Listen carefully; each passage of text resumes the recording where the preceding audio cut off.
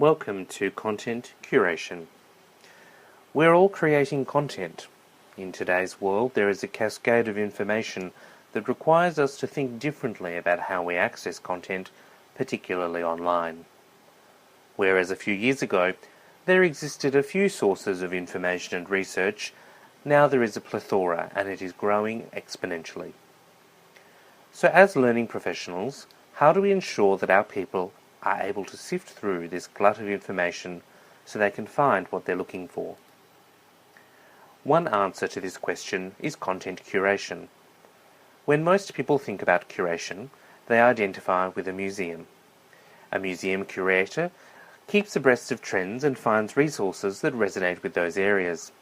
They look for artifacts and objects that help to tell the story of whatever it is they're exhibiting. Visitors to museums view the exhibition with the accompanying notes and guidelines and grow their understanding about what they're experiencing. Now apply that to a business context, and curation is about finding helpful or relevant resources that resonate with the journey we want to take our learners on. Because of the overwhelming amount of information being generated, curation in a digital world isn't a luxury, it's a necessity. According to IBM, we create 2.4 quintillion bytes of data daily. Over 90% of this has been created within the last 2 years. In August 2014, the number of tweets happening reached in excess of 140,000 per second. No wonder people can feel overwhelmed. We need to find a way to separate the signal from the noise, and this is where content curation comes in. Think about your own email account. How much information flows in from various sites or subscription services? Information that could be interesting or give you something valuable, if only you could be sure that reading it would be worth the investment of time. Content that has been curated specifically creates connections between resources that are appropriate to the topics that you're looking for.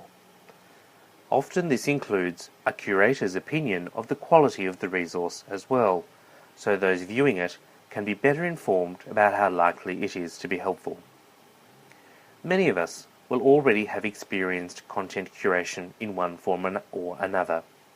In fact, you've probably already done some curating yourself. For example, YouTube tracks how many views each video has, and viewers invariably look for those that are trending. Videos with more views are more likely to be interesting or relevant to what you're searching for, so often get displayed first.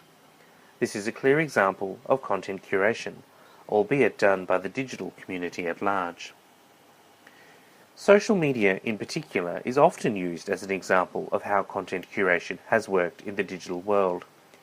However, we cannot rely on social media to tell us what is right and what is useful.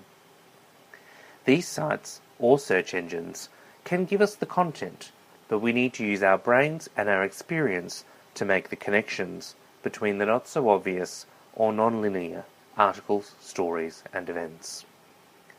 We need to utilize our own knowledge and expertise as well as our understanding of the context of our organization.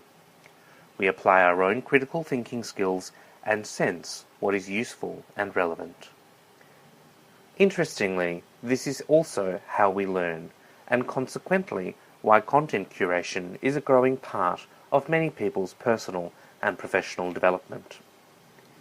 This video is the first step in a module which will seek to share with you the basics of content curation in a digital world. We will overlay these principles with guidelines around how we expect this to operate in our workplace.